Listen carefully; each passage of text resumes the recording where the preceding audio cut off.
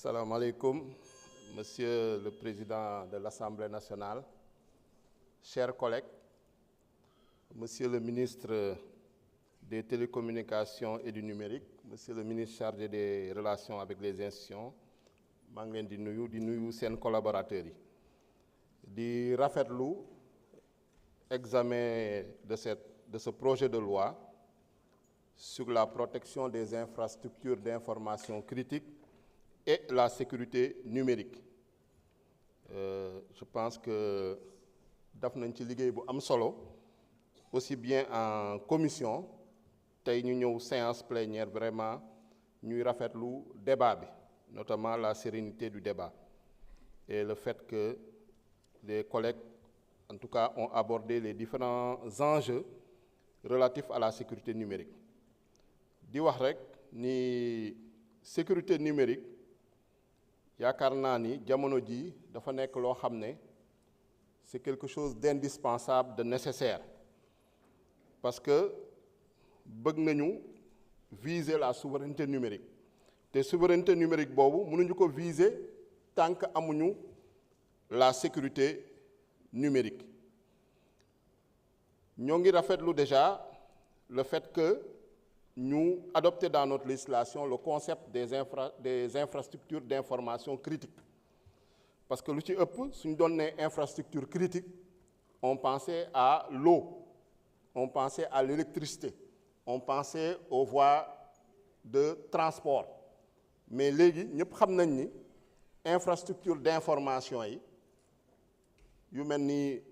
data center yi par exemple ak yeneen infrastructure tey mooy permettre ñuy jokkoo, mooy permettre tey même séance bi ñuy def nii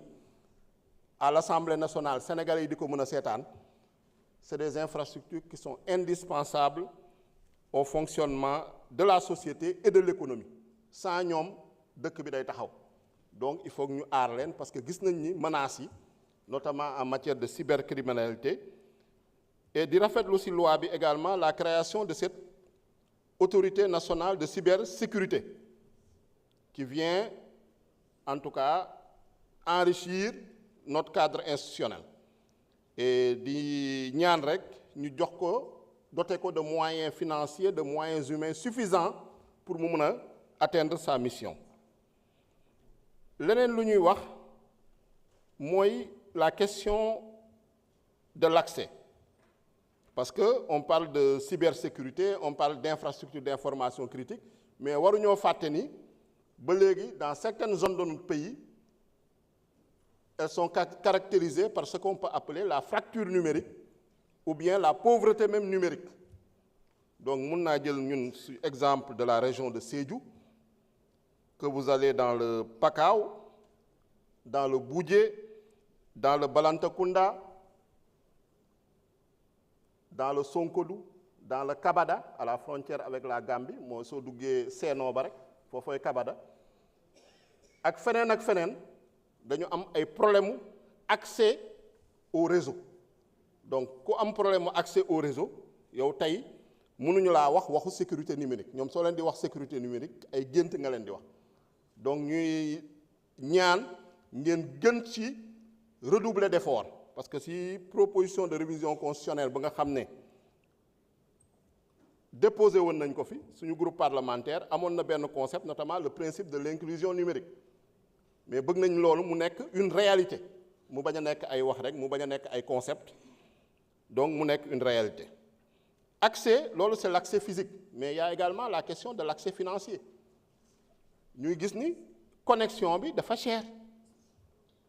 te ay opérateurs ñoo ngi fi di def ay bénéfices de milliers de milliards de francs CFA. Donc ban jéego ngeen di def pour permettre l'accès à une connexion quand même à un coût raisonnable, à un coût abordable. C'est ça le principal enjeu à mon avis, parce que ñëpp a soxla connexion, mais connexion bi dafa cher te ku amul accès à une connexion bu doy de qualité sécurisée yow également da ngay maanaam dañ lay marginaliser, parce que tu seras marginalisé. doo bokk tey ci day mel ni